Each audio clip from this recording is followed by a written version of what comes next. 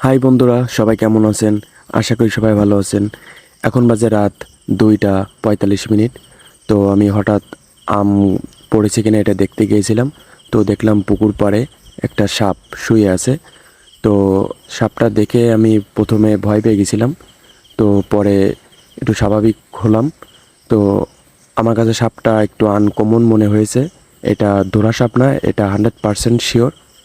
তবে সাপটা খুব ভয়ানক এবং আমার যতদূর মনে হচ্ছে যে এটা কামড়ালে হয়তো মানুষকে সাহায্য করার বা ট্রিটমেন্ট করার বেশি সুযোগ দিবে না।